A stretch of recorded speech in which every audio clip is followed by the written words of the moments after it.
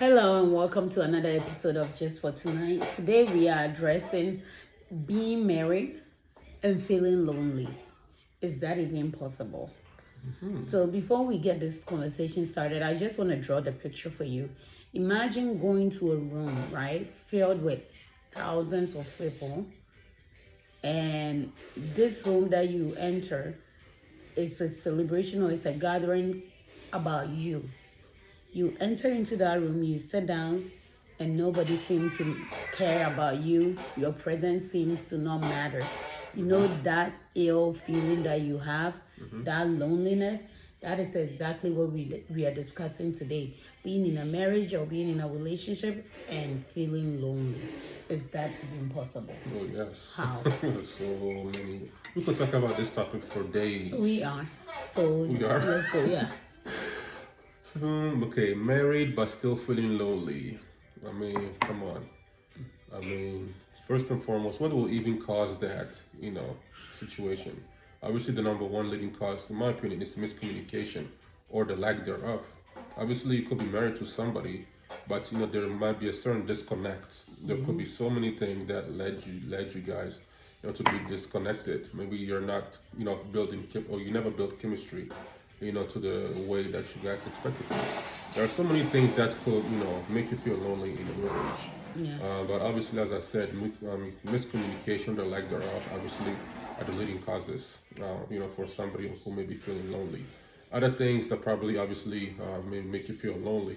Maybe if one of the spouses travels a lot for work, they're required to travel a lot and they're missing or they're gone, from home for days, weeks, even sometimes months at a time. It'll definitely make you feel lonely, no matter how much you may talk to them on the phone. You might FaceTime them, Skype, Zoom, whatever video, conferencing device or tool or software that you may use. It's still not the same thing as having, physically, there with you, having them physically there in your presence, touching them, engaging with them, all those things. It's just never going to be the same. So I think those are some of the attributes of somebody, who may be lonely in a marriage. And there are so many other ways, so many other Factors. descriptions Yeah. and situations, scenarios that may make you feel lonely. So what do you think? Okay, well, I couldn't agree with you anymore when you said that the lack of communication definitely is a big one, and miscommunication as well. And I believe that personality also comes in role. There are some not long ago we discussed the silent treatment. When you have a partner that it's like rather not discuss or talk about things and they'd rather hold it in, that can make you feel really lonely. And when we talk about communication, sometimes it's not only about like talking, but it's about the other person listening, and not just listening to reply, but listening to understand and listening for a purpose to resolve whatever issue it is. And then we have those that are like right now in this day and age, technology destroys us. Like, we give room for technology to destroy us more than to make us. Like, we don't even use it for the right purpose that it was made for. So you can have two adults in a room on a bed with each other that are communicating with people outside of that room, and they don't even acknowledge each other's presence or being there with them. And this can go on and on and on, and then it gets to a point where, okay, now you feel like it doesn't matter. Okay, and now that we are talking about this, let me go back to, the show that you were watching about Tom Brady yesterday. The Russell Tom Brady? Yeah, you guys were talking about like how he ended up getting a divorce, right? Yeah. So, I mean, in essence, from what I concluded from what you guys told me, was that he was so invested in his work or his career that he wasn't putting in that much effort into his family or his marriage, and eventually led to a divorce. Is that not what you were saying? Yeah, but I think that, yes, during the football season, it can be a little long. Football season can be long, but from what was stated, and obviously I was never in that marriage, so obviously I cannot speak, for either, Tom or his ex-wife. But I think that from what he was stating in the interview or in the article was that, after the football season, usually somebody went to the Super Bowl like so many times. So obviously his football season were much longer than the Than average, average. yeah, than the average football player. But from what I heard, is the very first thing that he did after winning the championship or after the season ended was take vacation with his family. Go to various destinations, various locations throughout the world, and travel with his wife. Obviously, when his wife was a model, right? Victoria's Secret model, she will go to Paris Fashion Week, New York Fashion Week together. You could be seeing them in the press. You'll be seeing them in Hollywood, spending time with each other. So I don't think that Tom Brady was the Absence in the marriage and the family. yeah, and I don't think they're trying to make him feel like the bad guy as much as they're trying to make him to be. But I think that the wife too, she wasn't. I think she wasn't also understanding of the fact that he was doing what he really loved. He was what his passion, everything that he had worked for in his life, that put him on that pedestal, that put him there. Are you implying that he loved his love for his career was more than the love for the family? Like he valued his career more than his family? Can you value those things equally?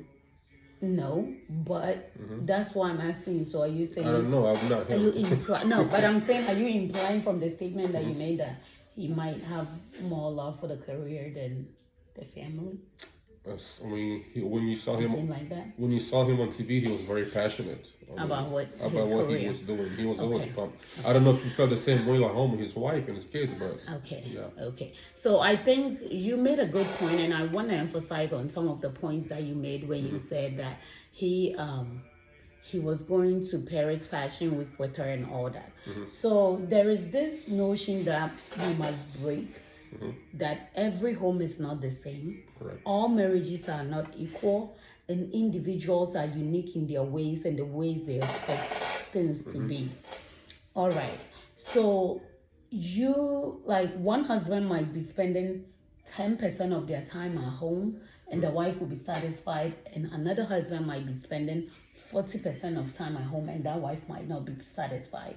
Now, when you begin to compare that apple and orange, it will make the one that's having 30% look like they're selfish, right? But at the end of the day, like we said, individuals are different, like they vary. Everybody have their expectation. There are certain characteristics that you might have looked for in your wife that Mr. A or the guy next to you might not care about. There are certain expectations that they might have that you might not care about. At the end of the day, it's to who you are married to. And that is why it is so important that couples must be able to communicate, and you must communicate and understand from each other's scope or point of view. You cannot, sometimes we put on blinders because of our preferences. So I can say, okay, I like to drink tea and you like to drink chocolate milk, but I feel so strongly that we must go for tea just because I like it and I'm looking at it from my point of view, from my own preference, versus looking at it from your preference too. At the end of the day, it's the two. And one thing that I always think about marriage is I cannot have my back. Somebody must have it. So if I'm having your back, you must also have my back. It cannot just be One way. yeah, it can be one way. And I think we talk about this so many times. Like it seems like every topic that we discuss, it comes down to being able to understand one another. Because at the end of the day, that is where the selflessness in love comes from. Like when we get married, like I lay down my life and like the things that I used to do by myself, and I embrace yours. And you lay yours down and embrace mine. So in essence, we still have it because you have mine and I have yours.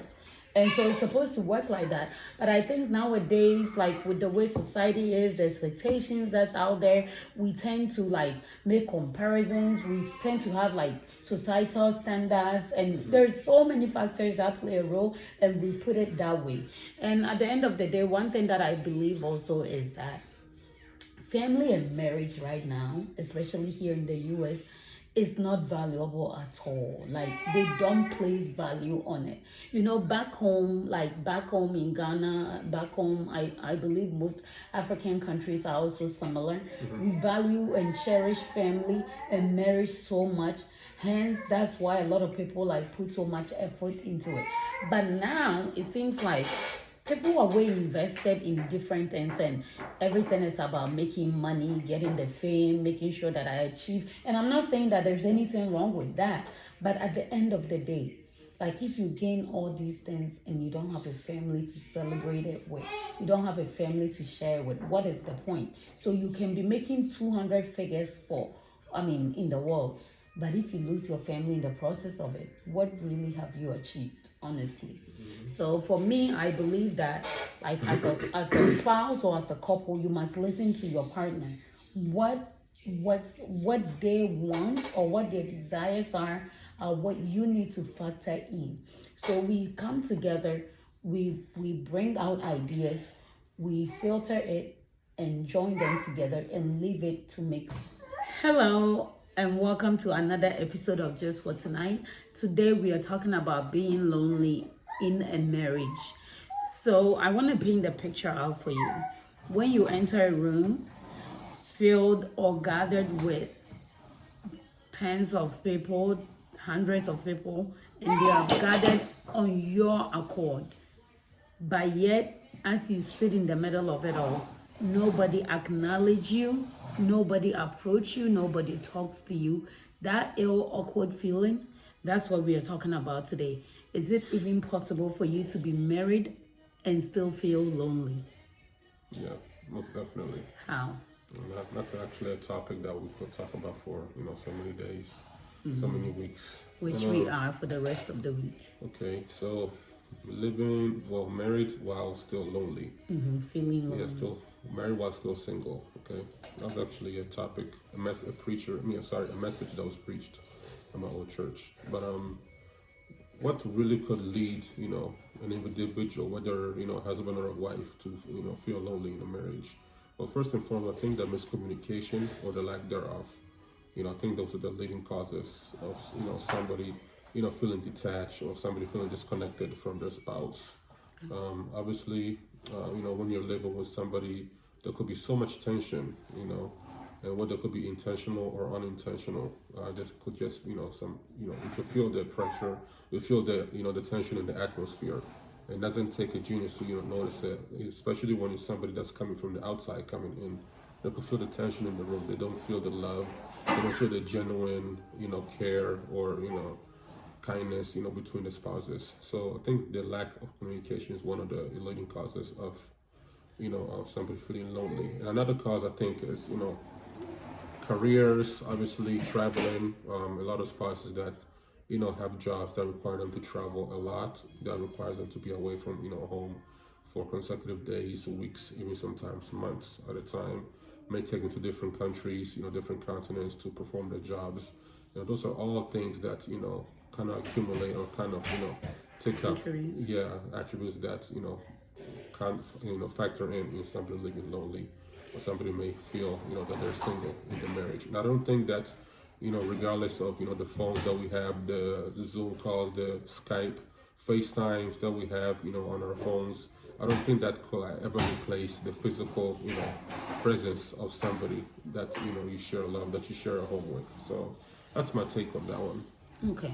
Well, I agree with you when you speak about communication, the lack of and the miscommunication. So the lack of communication, two adults might be living in the same house, in the same room, on the same bed, and still not be able to communicate with one another.